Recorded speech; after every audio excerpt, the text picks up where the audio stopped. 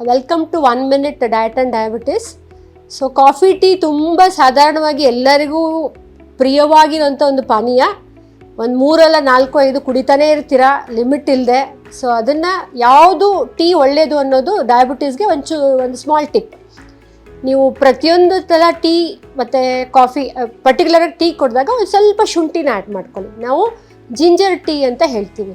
ಆ ಜಿಂಜರಲ್ಲಿ ಜಿಂಜರೇಲ್ ಅಂತ ಒಂದು ಕೆಮಿಕಲ್ ಇರುತ್ತೆ, ಅದು ಡಯಾಬಿಟೀಸ್ನ ಕಂಟ್ರೋಲ್ ತೊಗೊಳುತ್ತೆ. ಮತ್ತು ಇನ್ಸುಲಿನ್ ಸೆನ್ಸಿಟಿವಿಟಿ ಅಂತ ಹೇಳ್ತೀವಿ, ಅಂದರೆ ಇನ್ಸುಲಿನ್ ಕ್ರಿಯೆನ ಕೆಲವೊಂದು ಸಲ ನಮ್ಮ ದೇಹದಲ್ಲಿ ಉಪಯೋಗ ಆಗದೇ ಇರೋವಂಥ ಪರಿಸ್ಥಿತಿ ಇರುತ್ತೆ. ಆ ಒಂದು ಫಂಕ್ಷನ್ನ ಇಂಪ್ರೂವ್ ಮಾಡೋವಂಥದ್ದು ಜಿಂಜರ್ ಅಂದರೆ ಶುಂಠಿ. ಸೊ ಆ ಶುಂಠಿನೂ ಮತ್ತೆ ನಿಮ್ಗೆ ಎಷ್ಟು ಬೇಕೋ ಅಷ್ಟು ಜಾಸ್ತಿ ತೊಗೊಳಕ್ಕೆ ಹೋಗಬೇಡಿ. ಆ ಶುಂಠಿ ಹೆಚ್ಚಾಗಿದ್ರೂ ಕೂಡ ನಿಮ್ಗೆ ಇಂಟೆಸ್ಟೈನಲ್ಲಿ ಪ್ರಾಬ್ಲಮ್ ಆಗುತ್ತೆ.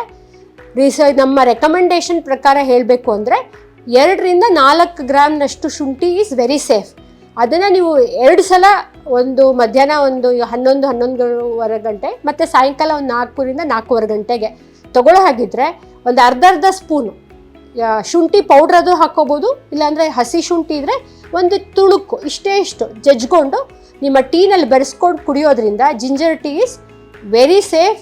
ಆ್ಯಂಡ್ ನಿಮಗೆ ಅದರಿಂದ ತುಂಬ ಡಯಾಬಿಟೀಸ್ಗೆ ಹೆಲ್ಪ್ ಆಗುವಂಥ ವಿಚಾರಗಳು ಇರುತ್ತೆ. ಡಯಾಬಿಟೀಸು ಕಂಟ್ರೋಲ್ ಆಗುವಂಥ ನಿಮಗೆ ಕ್ರಿಯೆನೂ ದೇಹದಲ್ಲಿ ಏರ್ಪಾಡಾಗುತ್ತೆ. So hope you follow this.